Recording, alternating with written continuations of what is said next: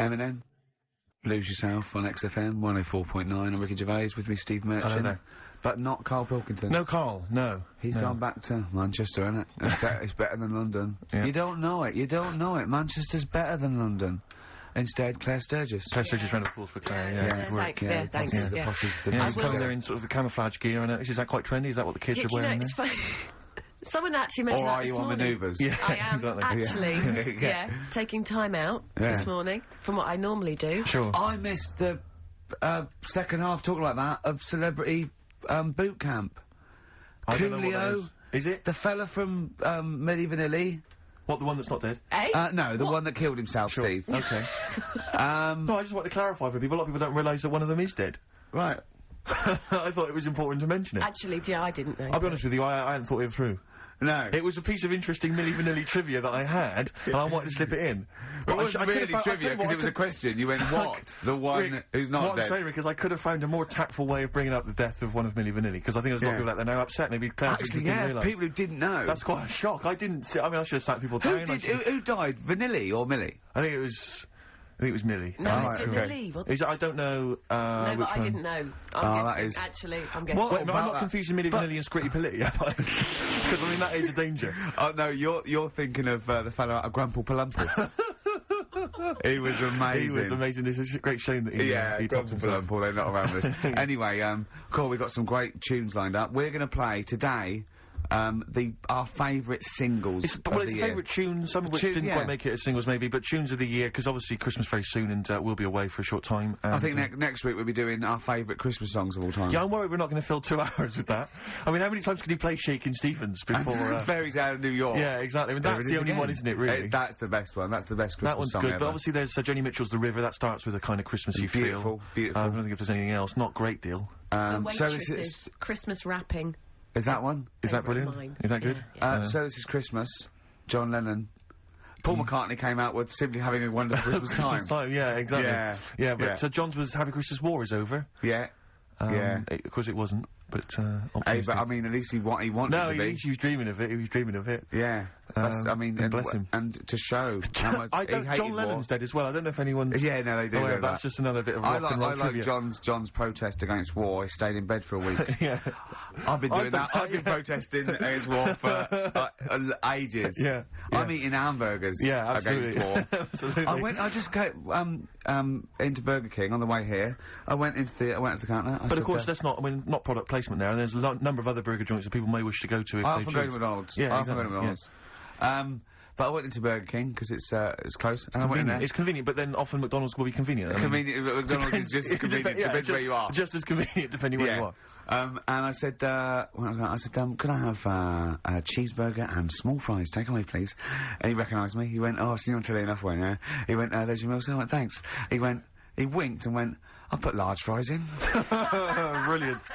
So that's so it's paying off at last. True genius is being rewarded. But I'm just intrigued to know, joints. because I mean, there's been a couple of times where I've been with you, and we've gone to a restaurant and someone's given you a free meal or whatever. And it's the way that it's like you don't ask for it; it's just kind of offered. But I don't know what they're expecting in return. Nothing. I mean, do they think that you'll go away and you'll always think fondly of Chad who works in Burger King? I just think they think, oh, I don't know. They make. I'm going to give him a little treat. Yeah. I know, I don't like it, but then I'm always grateful, and I never... Yeah. But the thing is, I'm slightly embarrassed. Did anyone around you hear what had happened?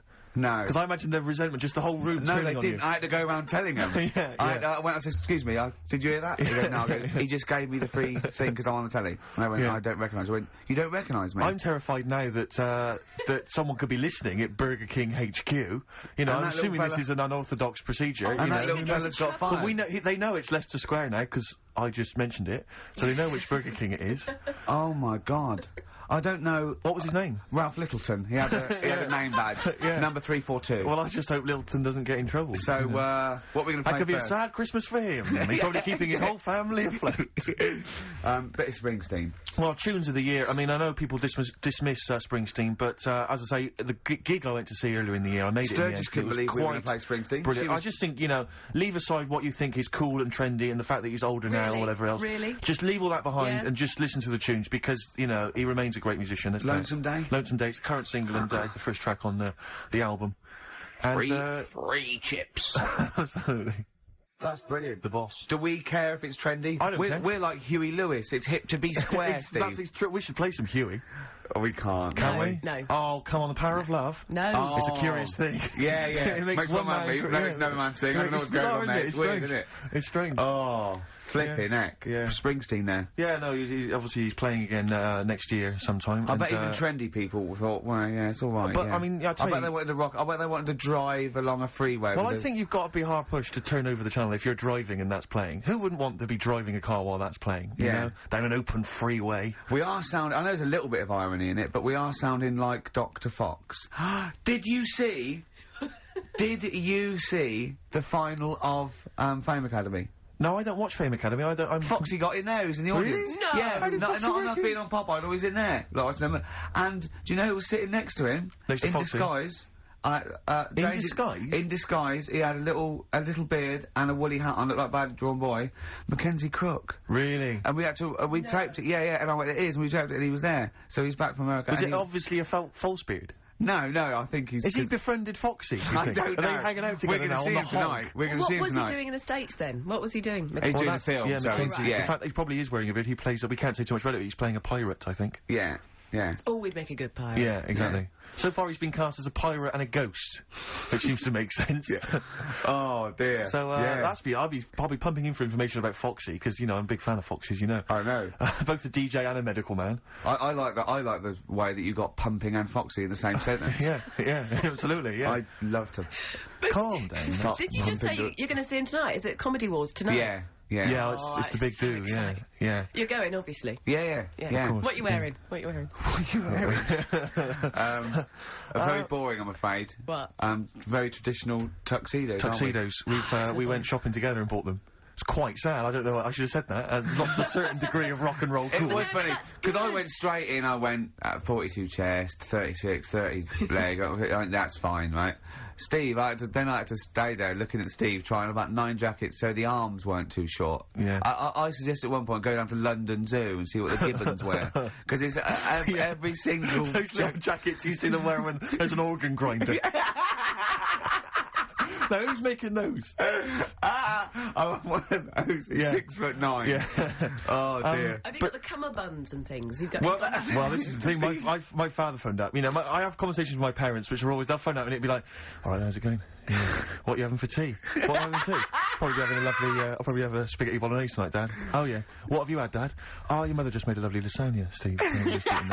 I mean, that's the conversation. It's like, I think every parent is they're just interested in food that you've eaten, food you're planning to eat, food you've enjoyed in the past, because they just want to know you're eating. That is genius. And then, have you got enough vitamin C? Got enough vitamin C tablets? Because I can always send you some. I can buy them myself, Dad. I'll send you some. It's not a problem. Dad, I don't need to. So anyway, he says, what have you done? You know, and I'm trying to think. I think to myself, he'll be impressed if I bought a tuxedo. I say, I bought a tuxedo. Will he like that? Yeah. He said, you bought a tuxedo. Why didn't you rent it? I said, well, it was quite cheap. He went, how cheap? Told him the price. He went, no, it's not bad. Elaine! You just bought a tuxedo! He just bought a tuxedo, Elaine! Yeah. He said, have you got a cummerbund? I said, a cummerbund. I said, do I need a cummerbund? He said, well, you're going to be dancing? Like he knows the rules. He knows, like he's some kind of, I don't know the man's ever worn a suit, let alone a tuxedo. What does he know about? I love your dad. Going to be dancing? I just the idea of him being at some kind of do, and right, Elaine, jacket's off, cummerbund's on, time for a dance. You know a cummerbund? Do you wear it over your braces then? Because those things are... Because you're not wearing a belt, I assume. You wear it under the braces, I think. No, you don't. Do you? I don't wear know. it over it, don't you? Over the belt, but braces is different. There's no belt. Well, There's no belt on a tuxedo, is there? No, you're right. No, you're right. It is over the braces. Sorry, how many people tuned to XFM are worrying about the etiquette of cummerbunds? But this is important because of the Comedy Wars which is going on. It's live tonight. Yeah, I know, yeah. Well, that's But I'll tell you this, Rick, I tried on the tuxedo I bought yesterday. I got a new shirt as well. I look like James Bond. I'm not going to lie to you. No, I do look like James Bond. I look exactly like him. It's uncanny. It is uncanny. Really? Because the bloke in there said you look like a lanky streak of piss and I looked good. No. No, he did. Because as you were walking out the shop, he called me back in and said, you know that... I know, that was for show. That was for show. Because when, the very last time when you were definitely... He said you looked like Oddjob. He said you looked like Oddjob. No, he said you looked like Blofeld. He said when you were definitely on the tube, he said you looked like Blowjob. He said you looked like freaky streak of piss with a stupid gingery blonde hair and he said you look like a combination of Blofeld and Oddjob. You look like Blowjob. He said is a lanky twat. Richard Ashcroft on XFM 104.9. that's in the top 5 for me, the singles of the year so far. Well, yeah, we're talking about, what are we talking about? Comedy Awards, your dad, cummerbund. My father's cummerbund. I'm sure it is over the braces, I think. Yeah, well, if anyone knows that, if anyone knows the kind of, rules. So, are you actually wearing one? Rules. Are you actually wearing a cummerbund? Well, I asked Ricky, he said no, he said don't bother. No, but then bother. I'm thinking, what if I dance? What? If I do some grooving later? You shouldn't. Why not? Well, I've seen you dance before. Don't give me that. No, no. Don't give me that. No, wait. It's not that you're not a good dancer. That dance you did in the office, that's your best dancer. No, it's not that you're not a bad dancer. It's that I've seen you hit people in the face with your elbow. So there's always going to be casualties.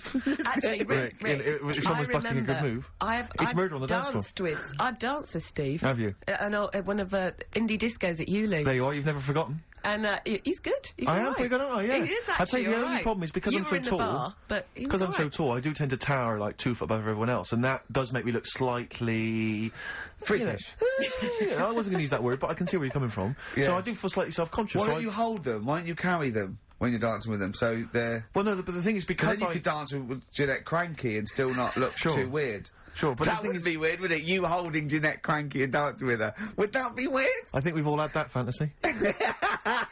But what I tend to do is because I'm conscious that everyone is can see me and that I'm sort of, I'm quite visible on the dance floor, what I'll tend to do is maybe dance on any kind of podium that they might have in some of the bigger dance clubs or, any kind of stage. I just get up there, bust some moves. Yeah. Because then it's like, I may as well put myself on public display. Yeah. Rather than just people think because then you're going, look, I know what I look like. Yeah, I know how great I look.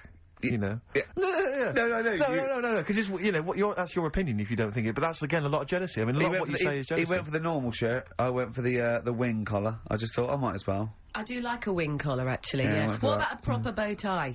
I went a bit berserk. I even bought Union Jack cufflinks because it's the British Comedy Awards. Nice. You know what I mean? Who's hosting well, more money than sense. It springs to mind. Yeah. I mean, you're earning so much cash now that you don't know what to do with it, aren't you? Really? I mean, I don't know what it is you're spending on, but yeah. I said how much. I said not expensive enough. Exactly. I said I'm going to give you an extra tenner. Is it true? Talking about when his dad said that, and then you told me something that I find amazing. Oh, well, the thing is, it's Christmas, obviously I've got to go back to Bristol. I love seeing my family. Well, yeah, I do. But it means I see my grandparents, who are, brilliant people. I mean, lovely people, but mental. I mean, utterly mental. And, they've taken now there must be sort of 80 apiece. And it is quite an old age, but they're fairly good health, relatively speaking. And, they just spend their time in bed. I mean, that's all they do, that's their profession, they've retired to go to bed. And they spend all the time in bed. I tell you what they're like that old they're like all that old family in Charlie and the Chocolate Factory. Remember, none of them had got up for like 25 years. Yeah. And you said that they go to bed and they go to sleep, but then when they wake up, what they do is put an extra pillow, so they're slightly more upright, and that's them in the day. That's their daytime thing. But they get up and cook and stuff. What they do is they've got about 6 teeth between them. I mean, my grandmother needs false teeth, but refuses to go and have the old ones extracted and the false teeth fitted. So she's working with about 3 or 4 teeth. Oh. My grandfather had false teeth given to him during the war. Wooden ones? Well, it was plastic teeth on a wooden pallet, right, that sits at the top of the mouth. He's still got the wooden pallet, but most of the teeth have come off. So there's about 4 teeth left, 4 false teeth. He's got a set of false teeth that make him look like he needs false teeth.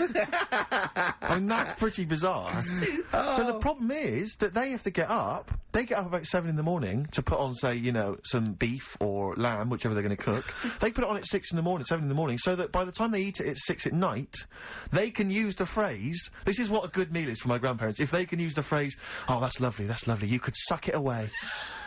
You could suck it away. Who wants that from a roast dinner? You may as well blend it up and serve it as a broth. I don't want that phrase coming from old people without teeth. No, indeed. Because it must remind you of your rent boy days. Exactly. It brings it all flooding back. Oh, God. Flooding's the word. Exactly. Should we play a record before we get really disgusting about your grandparents and blowjobs? That is the worst thing we've said the word blowjob far too many times today. And in the same sentence as I can't believe. Anyway. And it's Christmas. Yeah. Don't forget what Christmas is about. Come on, spare there a fault for the underprivileged people? Yeah. Steve, is it Ben Queller? Do you want to play love a bit of Ben Queller. I don't know, are you a fan? I love him. Yeah, well, this is a cracking tune. Okay. And, and I think we'll enjoy that. Let's just slam dunk it. Why don't we just stop and think about what we've done? I'll tell you, they do spend so much time in bed that they actually, I'm sure War will have to sing Ben Queller in other words. That's fantastic. That ending is, oh god, it's like Ben Fold 5, bit of old out, and that's great. You had him in session, didn't you, Claire? Yeah. Did you meet him, or did you? Because he's quite young, isn't he? He's very young. He came in about 6 months ago to do something for John Kennedy, and also a session for me, and I repeated it this week as a best of the year sessions because he did 3 songs, stunning stuff. It's just him and the piano, was it, or him and a guitar? It was just him. Yeah. Him with a couple of instruments. Stunning. And also he did a Dingwalls gig for XFM listeners, and the reaction from the listeners phoning up trying to get tickets was incredible. Really? It really has touched a nerve. Yeah. Well, like you say, Ricky, I mean, it's really...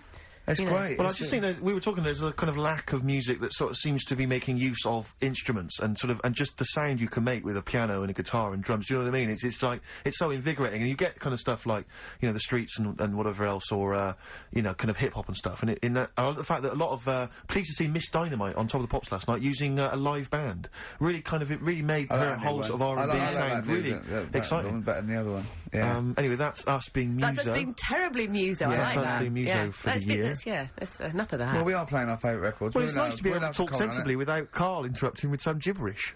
You know? I mean, bless him, bless him. I don't see it as gibberish. He's probably listening on Sky or something. Yeah, 864, channel 864, or around the world on xfm.co.uk. Get that in. Is that what you have to do? What do you do today? You just go into the website, do you? Go into the website, and click on... I never get things like that to work on my computer. Or you can go and check out the webcam, obviously, and see me in my camouflage gear. Yeah. You won't see you, will you? You won't see me, no. Now, so what do you do? Just go into the website, and what does it say? Play live online? Yeah, listen and it's just like listening down the phone line? Yeah. I sound like I've come from the 1950s, yeah, exactly. don't I? You've come from the 19th century. What's this? I'm not very, I was going to say something then, but I can't. Can we just very quickly, before we move on, because I'm getting very excited about the Comedy Awards. Now, I know what you're wearing, and you've got a table with all your mates there. Is Jonathan Ross doing it again? Yeah, that's why it's my favourite. And, I hate awards. I do honestly hate them, but this is actually an event because it's Jonathan Ross. It's just... Well, I was talking to someone about it, and I might mention it, before, but we did an awards ceremony. We went to an awards ceremony last year, where everything was sponsored by corporate groups, by businesses or by different. It was a kind of everything was sponsored, and I swear to God, the pudding was sponsored by Electrolux. Yeah. And I'd never eaten a pudding before, sponsored by anyone. And it was, it was a very odd affair, that. I thought that was very strange. Because it seemed as though corporate people had paid for a table, so that so when we came out, someone came on stage and said, well, we've got a lovely number, a wonderful collection of celebrities here this evening. Oh, God, do you remember that? And it was, please be upstanding for your chairman, Tom O'Connor. Yeah. We were made to give Tom O'Connor a standing ovation. We had to stand up so we could give Tom O'Connor, former presenter of Crosswits, a standing ovation. We're talking about the cream of British TV talent, giving him a stand-up. Not that he doesn't deserve it, I'm sure he's a great entertainer. But I think Sir Cliff was there, wasn't he? Seen the back of the stage this week? I don't want to talk about it, it's too embarrassing. Why? Tom O'Connor's on there, thanking Mal Young, the BBC, for giving him a part in Doctors. Yeah. I love that. He had to take out a whole page. So sweet. He obviously spent the fee being paid for the show. He's just so pleased to be back on TV. What, an advert? He said a whole page thanking the BBC for having him back on telly. But we're laughing, but it's going to happen to you in about a year's time. Exactly. Oh, God. Anyway, I just want to know, bad behaviour. Who do you think's going to behave badly this year? Because I don't think anyone. We've had, well, we had the Barrymore and Clary. Clary, the fisting, and Barrymore throwing his monitor. That was funny. It? The Hearn, what was she? She's heckled about dead bloke. There's not really any sort of, there's not really any kind of wayward people at the moment, is there, in showbiz? In terms of entertainment comedy, there's no one who sort of seems to have a drunk or drugs problem. I'm worried about Ricky. Sadly. I'm worried that, something might take hold. The devil may care. No, I think he's very careful. He is a bit careful, yeah. He's so... Too tired. Yeah. Too tired. Shout and scream. You have been kind of coughing and wheezing throughout today's show. I had a fight, didn't I? Oh, we should talk about the fight. Yeah, we can't give out the result. We can't give the result out on the fight, but... No, I've got a cough. I just got a cough again. Got a bit of a cough. I'm scared I'm allergic to something. What if I'm allergic to... I was worried today that... What if you're allergic to wheat? Oh, no, well, that'd be terrible. But I was worried, what if I'm allergic to my cat? Get rid of it. Oh, no. Well, it seems that easy, but... Well, it is that easy. Throw it out the window. That's how I sort out that. I'm not a trained doctor, but that's how I sort that one out. I just like to apologise for any, But they always land on their feet, don't they, Cat? So that'll be fine. do, And it's got 9 lives, so if it lands on a spike, it'll be fine. Oh, don't. Yeah. What happened to me? Because you can't laugh, because of the fight in the ribs. Oh, yeah, Because you took quite a bad... I have to say, though, that I remember we were talking on the radio about what Ricky should come out to for the big match. For those that don't realise, Ricky at Christmas, there's a TV show on. Ricky, I don't know why, even to this day, why you agreed to do it. Nor do I. But he's doing a celebrity boxing match, fighting, and he was described at the beginning of the fight, Rick, I don't realise if you, I don't know if you know this, he was described as entrepreneur, Grant Bovey, husband of Anthea Turner. I don't know what that means exactly. Well, he does bits of business, actually. Businessman. Sure. Yeah, businessman, entrepreneur. Yeah. But, Like Arthur Daly what was was I described as? yeah, you were described as yeah, I think fat, funny man. Oh, right, He might be something like that, or a comedian and actor. But Ricky came out to Mama Said Knock You Out by LL Cool J. Nice. I don't know whose suggestion it was, I think it might be mine, but it was blinding. And I noticed you were really, they'd almost, I mean, it was ludicrous, really. You came out in the shorts, you had the, Well, I was acting up. I know, doing but you it, really were. they were going, don't you laugh, all my corner. And I think I overdid it, didn't I? Well, he was kind of prowling around the ring, staring staring Bovey out and staring the crowd out. So embarrassing. And kind of looking really, but of course he's got this ludicrous beer belly. Do you know what I mean? So it looks like Johnny Vegas is like I was meant to do. Yeah. And Bovey looks quite a sort of athletic guy. He's really so he fit, looks like he could actually be a boxer. But did you have like obviously they're filming it for telly. Did you have the production crew saying, right, stop, cut, can you just throw that punch again? No, it was a real fight. They just let them go. I think people are going to be surprised. I think they're going to see it's a real fight. And I tell you, it's unpleasant. I mean, it's actually an unpleasant thing. Okay, well, I'll tell you now what Carl said, because Carl was there, and he said to me, I can't do his accent. He went, oh no, it wasn't nice. It wasn't nice. No, it was. Although I have to say, I was really kind of riled up by it. I mean, I've never been to a fight before, and I just was like, "Come on!" I was like, "Smash his face!" I was really shouting. I was just going crazy. Shouting for me, though, were you? No, I was shouting for. Yeah, then I just decided to try and freak everyone. So I was shouting, "Kiss him, snog him, lick him, ask him out." I was shouting that in a vain attempt to throw someone, and it was extraordinary. But I tell you, I think you'd be better off, like, if they sort of brought back wrestling. Wrestling from the 70s, like Big Daddy and Haystack. Like Mick McManus. Yeah, yes. exactly. Because I think you've got more of the physique for wrestling. I think I'm too young for wrestling on British they were always television. about 65. I think they're 58, one of them, Les Keller. Yeah, but the outfits are fun. Oh, they get, a bit too tight, weren't they? Yeah, and it was always that kind of shiny, whatever preceded lycra. I know, with just a little winkle showing. Little winkle. Little man with a little winkle in their tight shorts. Why were you looking? Oh, I've done you. Oh, play a record. I've done you. I'm not. Answers, please. I'm not one of them. You're not looking at mine now, are you? Yes. And those are the Red Hot Chili Peppers, and they're still going strong. Oh, indeed, yes. That's one of my favourite tunes of the year. You enjoyed that? Yes, absolutely. Yeah, these are all mutual. We love them all. We're not absolutely, really. We're not annoying each other by putting in songs the other one doesn't like. We're like a team today, innit? I think that's the Christmas spirit. I don't know what it is. We've come together. We're sort of unified. Yeah. Yeah. In the absence of Carl. Yeah. Who often divides us. He often comes between us. Does he? Like, yeah. Well, I'll tell you what it's like. It's like a child. Like, it's like we're a married couple and he's sort of our autistic child or something, right, you know, and sometimes it just puts a strain on the marriage. You know, and we all three of us love each other. You know. Because he does love you guys. Yeah, exactly, but sometimes it's hard. I hear him talking about you in the office sometimes, you know. He looks up to you, aspires to you too. But it's times like this because of, to be honest, the baby Jesus, that we realise that there's beauty in everyone and it's all right. Yeah. Exactly. He's never had that before. No. Well, I have to say that I'm really getting into the Christmas spirit. When I was younger, I didn't really enjoy it. I was quite cynical. I was quite, rock and roll. But now I'm sort of, I walk in a department store and if there's one of the old, chestnuts are roasting on an open fire, which that classic tune, or any of those. One of those old boys that stand outside the British Museum. Right, yeah. Right, you mean the tune, yeah. You know, that one, or, how does it go? Chestnuts roasting on an open fire? Chestnuts roasting on... Yeah. Jack Frost nipping at your nose. But I can't get enough of them. I love it. I'm in a department store, it's frosty outside, it's warm in there. Have you ever roasted your chestnuts on an open fire? I have never done that, no. Imagine I have not done that.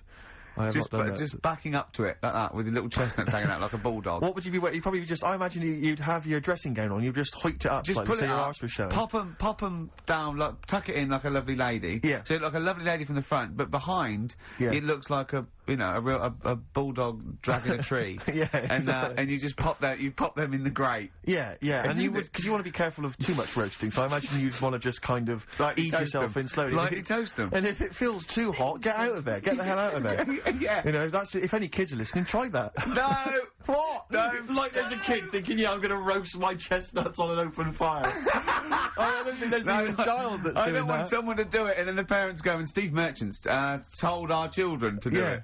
We'll probably we're probably in trouble now because of that. Where's the kid going to find an open fire like those? I mean, it has to be the sort that they use, those kind of barrels. It can't just be open fire at home. That doesn't count. That's just stupid.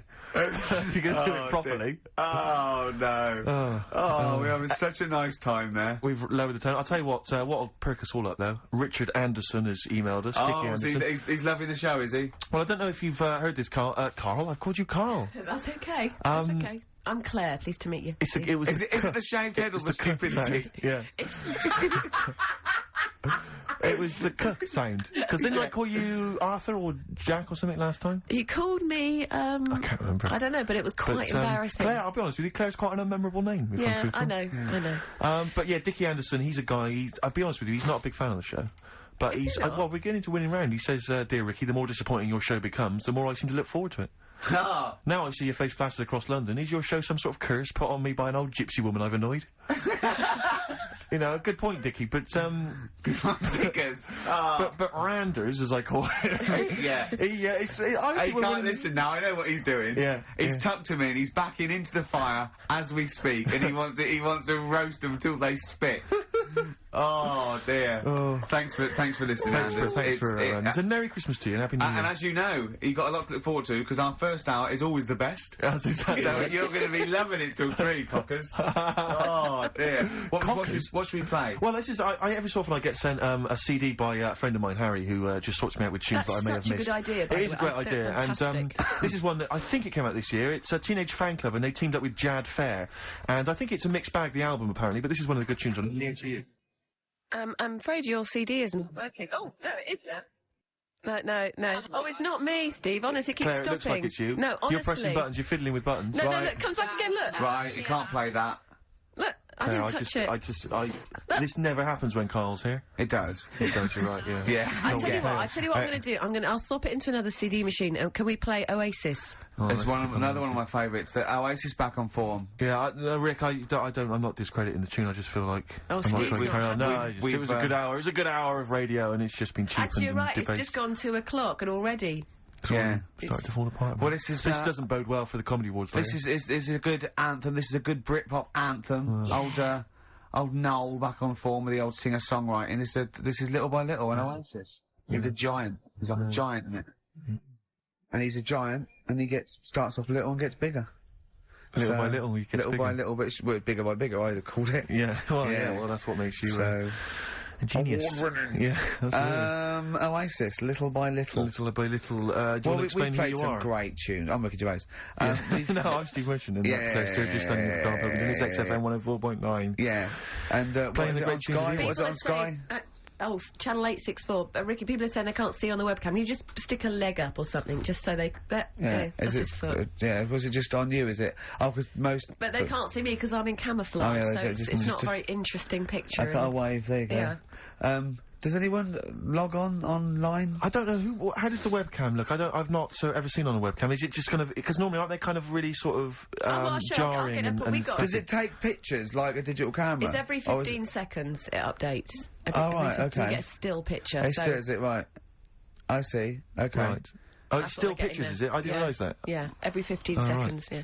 So they can't actually see, you know, like if I was to bust some amazing dance moves. No, they would just see. Well, if you did it every 15 seconds like you move, they could then print them off and do like a flicker book. That would work. So they could see they could see doing windmills and really, King Tuts. Yeah, all that. Yeah, scissor kick. I'm running out of steam now, Steve. A bit tired. Are you? So I've got 15 minutes to do. So we better think of something to say. Well, I genuinely was going to ask you because obviously Christmas is approaching and I've not even started to think about Christmas gifts. I don't know how you're getting on, Claire. I never do. But because Claire, you're aware of what Ricky bought his family last year, aren't you? Oh, yeah. Do you know, I am, because he told me and I've completely forgotten. It's extraordinary. It is extraordinary. I mean, how much thought and planning went into it? Right, I was pressed for time. How many kids were there? How many people were there? This is it. I've got a big family, okay? Well, not big, but, I mean, they've got lots of kids, so I'm sort of youngest in my siblings, and so they're, you know, they've got kids ranging from, like, 30 to babies. And, there's about 15 of them. And you buy them all? Yeah, I'll try and get them. Try and get them all. Nice. So what is it? Wait.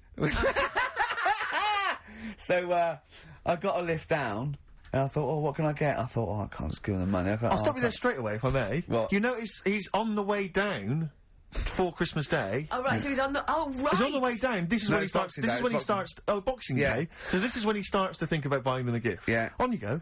So, I was getting a lift, and, Matt was giving me a lift down, so, just before we got there, I just ran across the road to the 7-Eleven, got 200 quid worth of scratch cards. Scratch cards.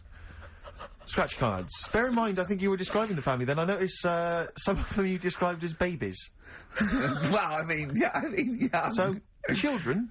Yeah! You're giving the children the gambling cards. But that's lovely. I give them 10 each, so they could have won thousands of pounds. A lot of them were disappointed when they won nothing, but I said, kids, that's the gamble. That's the risk you take when you receive a gift from me.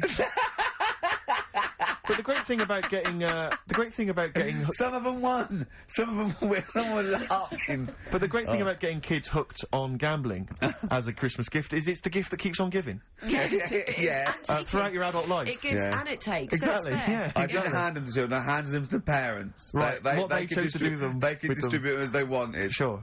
So what are you going to do this year, Ricky? But how are you going to top that? Yeah. 300 quid worth of scratch cards. I've got a bit of money now, a bit more. It's the most thoughtless and the Office on pikey DVD. gift I've ever heard I of. think they might be getting the Office on DVD. Signed.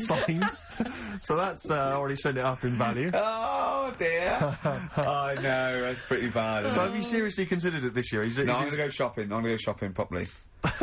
Yeah. If you want any help, I am the queen Didn't you take a small shopping. roulette wheel down there, wouldn't you?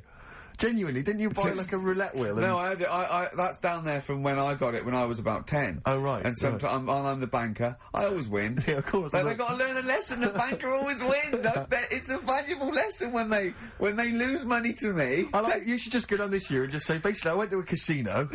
I put £10 chip on for everyone. Exactly, yeah. Here's the winnings. You lost. You won. Yours came in. Yours was a donkey, love. Yeah.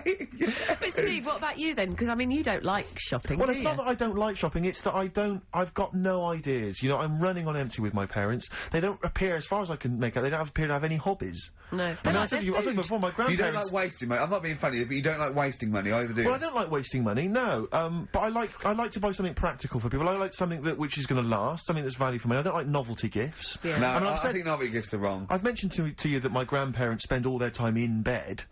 So there's only so many kind of, you know, sort of bed socks you can buy, you know, and ointment for, you know, bed blisters and so on before, you know, you run out of ideas. What about some of those novelty teeth?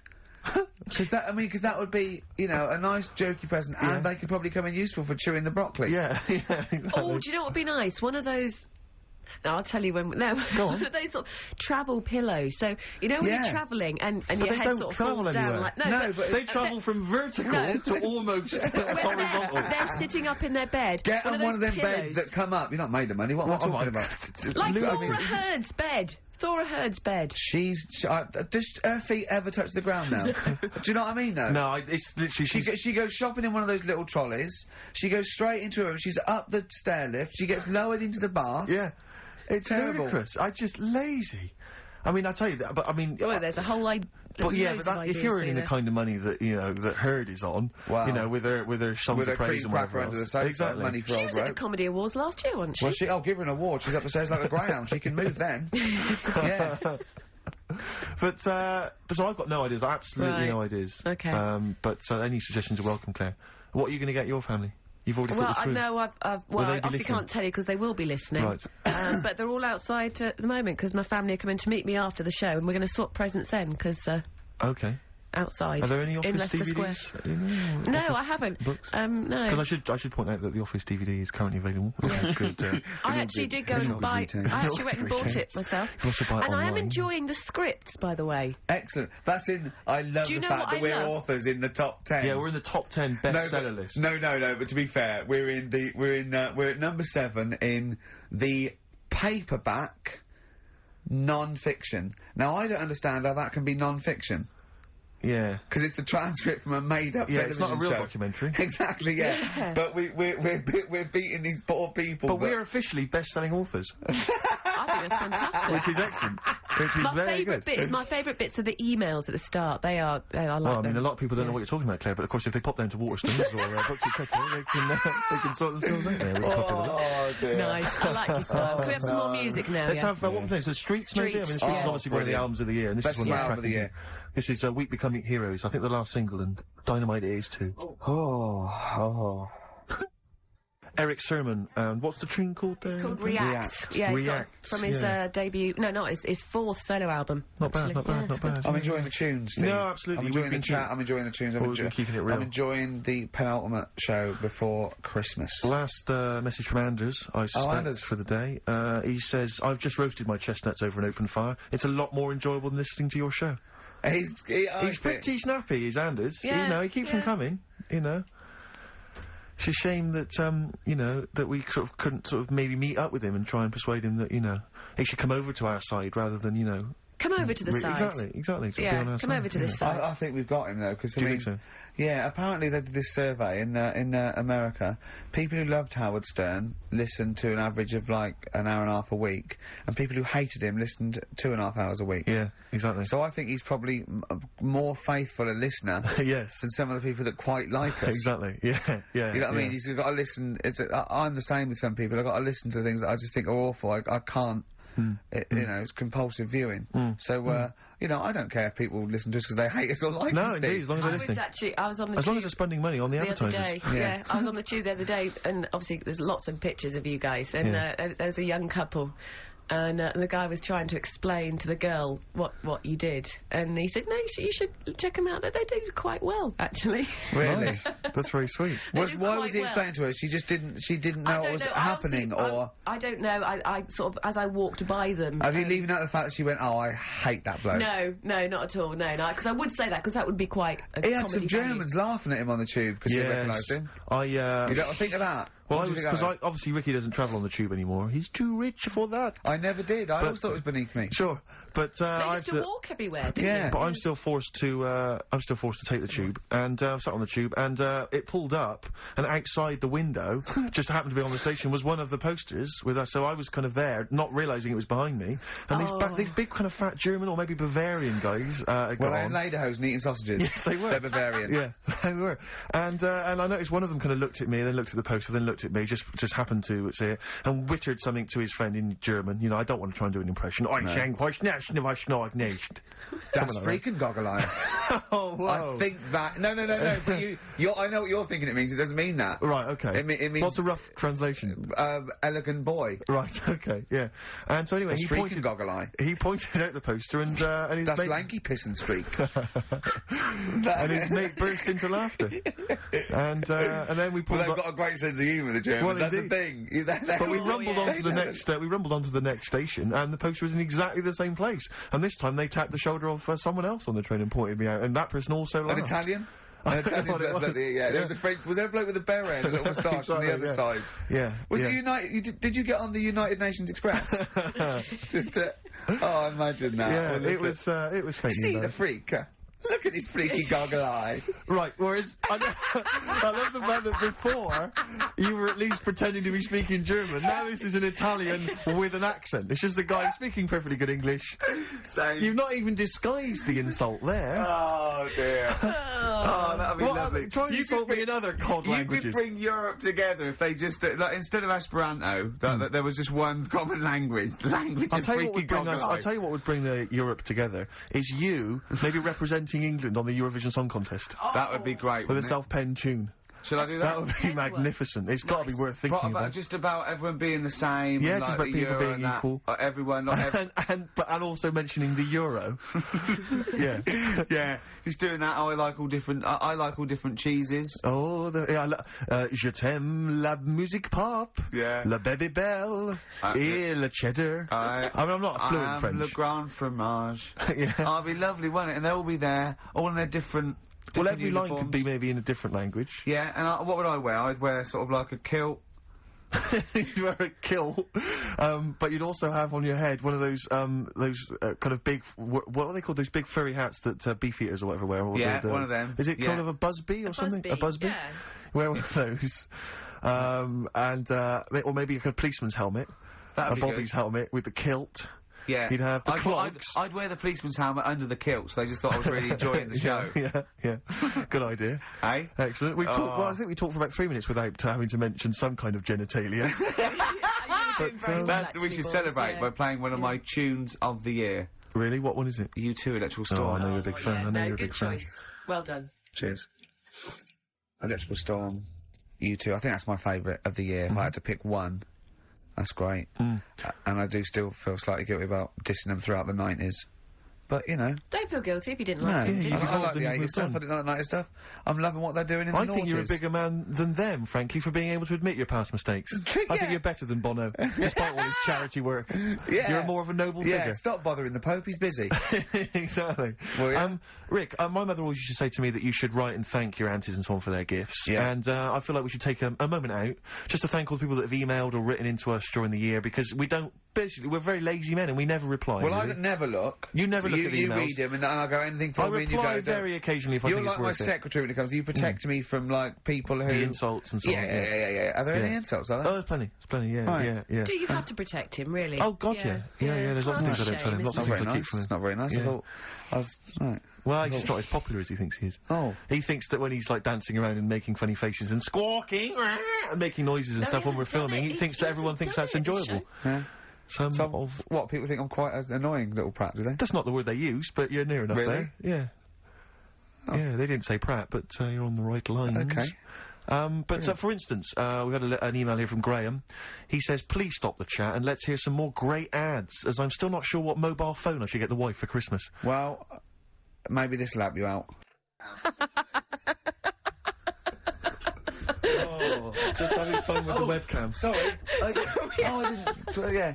We're just playing with the webcam. The webcam's an absolute treat. That is a lovely picture. There's a little picture there of Steve on That's it. lovely. Right, that keep the ladies Feeder. happy. That was Feeder. If I know them. Great. Yeah, no, that's one of my favourite tracks of the year as well. Feeder, you've enjoyed that? Which is what we're doing. God, it's gone quickly. It's only quarter of an hour to go. Yes, indeed, yes. Carl will be back next week for our kind of Christmas bonanza. I say that, we've got nothing planned. There's no reason why it should be a bonanza. That'd be nice, yeah. But we'll play some Christmas tunes, and no doubt Carl will have some kind of festive game for us, maybe, or a festive, some festive trivia. A couple of new games. I mean, he's struggling with Rockbusters, which we've missed this week. Educating Ricky, he thinks there's nothing out there. All he could find was a parrot and a dog in a car wash. Yeah, you can't find any more interesting Still stuff. a little bit upset that we told him about intelligent crabs and babies forcing their way out. Yeah, we stitched him up last week by telling him some what we claimed were facts. Oh, because I was out shopping, so I missed it. Yeah, right, yeah. Well, then. You know, he sort of believes anything that's weird and wonderful. And we just made up this story. So I said two bodybuilders got married and she had a baby, but it after 6 months or 7 months she was in bed asleep and she woke up in terrible agony where the baby, where it had born, the bodybuilder, had forced its way out of the vagina and was pulling her along by the umbilical cord. Yeah. And intelligent crabs and stuff like this, and he was genuinely disappointed. Yeah, that they weren't true. But he came up with a new idea. What I'm gonna do is tell him 3 things. Yeah. One of which is made up and ludicrous, and 2 incredible facts, and it's called That's Ricky-diculous. Brilliant. So he has to go. Number 3 is Ricky-diculous. It's a winner. Yeah. Carl always comes up with the title first. You don't have to work the game show out from the title. Have you started work on That's Ricky-diculous yet? No, I've thought of a couple of things. It is great. It's so much fun to say, isn't it? Ricky-diculous. Yeah, that's Ricky-diculous. You're correct. Basically, it's like Call My Bluff, isn't it, really? It's not unlike Call My Bluff. It's not unlike Bluff. It's not like Bluff. Certainly, you've... So, Yeah, we've had Oasis, Streets, we've had U2, we've had some cracking tunes. Can we get away with playing Nelly? Hot in Here? Yeah. I think it's a cracking tune, I really do. I just think, again, you know, I'm not interested in what genre you think it fits into, or whether you think it's cool, or because kids like it, you're not supposed to like it. It's a good tune, and I think we should try and stick it in. But before that, Rick, could I just play one track? We did play it much earlier in the year. It's from that album, Son of Evil Reindeer, by a band called The Reindeer Section, and this is a cracking little tune. I just think it's beautiful, and nice to hear it. Oh, beautiful, marry it then. Oh. Nice, isn't it? Very Christmassy. It makes me want to wish everyone a happy Christmas. Indeed. You know yeah, do it. No. No, okay. That's called Grand Parade from the album Son of Evil Reindeer by The Reindeer Section. It's a nice tune. It's one of my favourites of the year. By the way, not Steve. at all, no. That's my pleasure. It's my pleasure. Claire, just big highlights of the year for you as a final roundup? Sort of things have you enjoyed this year? I mean, musically maybe, or maybe stuff you've, you know... I've enjoyed that band, The Music. Okay. And The Rapture. Sure. And the Electric Six. Remember last time I sat in for Carl, we played Danger High Voltage. Yeah. Like, one of the first times. That was the first time I'd heard it, you played that. And now we're playing it every hour. Yeah, because you're sort of a pioneer, aren't you, musically on XFM? You're one of the people who keeps it pretty raw. the early days of Idlewild. Ricky, do you remember the early days of Idlewild? I'll take that back as well. Teasing you about them playing the Pinder and Wakefield stuff. That latest single I love, and the video's great as well. Yeah. I'm a big fan of Idlewild now. You'd no, great, brilliant. Yeah. So yeah, it's been a good year. I haven't been out to many gigs, obviously, because I do the evening show. But you know, all the sessions which I'm doing the best of next week. Quick plug for the show next week. Best of the sessions. So yeah, it's been a good year. Low points. What are those? Low points. Do you know what mine are? What? Poverty and war and everything. Oh, I always hate it. I always hate it. No, you didn't say that. Yeah. No, you were going to say... I was going to say... No, you were going to say the streets or something, and and you didn't care about all the people dying, so don't try and do it now. I'm thinking specifically... You're nasty, you like that. You like poverty. Oh, you like poverty and starvation. Play a record player. That's interesting. That's interesting. What a near Christmas time. What a horrible... You hope kids go lame? You're evil. You're terrible. That's a terrible thing, Claire. Nelly, hot cheeky little bit of Nelly there on XFM 104.9. We don't care. Springsteen and Nelly, you don't get that on XFM, do you? No. Usually? No, indeed. We don't live by the rules, Steve. Absolutely. As I was listening to you then talk... You got bored? No, it reminded me of an email that someone sent in saying that they listen online, but because of however slow their computer is or whatever, it kind of stutters all the way through. You've got to point out that is the way I talk. No, but they said it only happens when you talk. And I think they've correctly identified that it's not the computer at fault. Well, that's why I wasn't worried about doing this someone... boxing match, because I've definitely lost my looks, and I already slur. Yes. So there was really no danger of any damage. No, exactly, yeah, you do sound punch-drunk constantly. Exactly, but that's just part of your charm. Well, listen, that's been a lovely 2 hours for me. I've enjoyed it. I hope the listeners have enjoyed it. I hope you've enjoyed it. I hope Sturgis has enjoyed it. I've enjoyed it, yeah. Well, I didn't really care if you enjoyed it. Don't butt in when I'm talking to Steve. You know, you You're here to press the buttons, Sturgis. But we're going to play now a Christmas song for the lovely Christmas ladies. I don't say it's so much Christmassy, but it's one of the tunes I heard this year that really stuck out for me. Thing, so. Well, you're a fool. You've embarrassed yourself. You've just shown up that there's no planning. This is was given away on a free CD on the cover of a magazine. I just think it's brilliant. It's a Lamb Chop, who are an excellent band always, doing a cover of an obscure Rolling Stones tune called Backstreet. A bloody good meal as well. That's true enough. So we'll leave them with this. It's Backstreet Girl, Lamb Chop, and see you next week for our final festive show. Yeah, thanks very much. Embarrassing. Something embarrassing, thank you.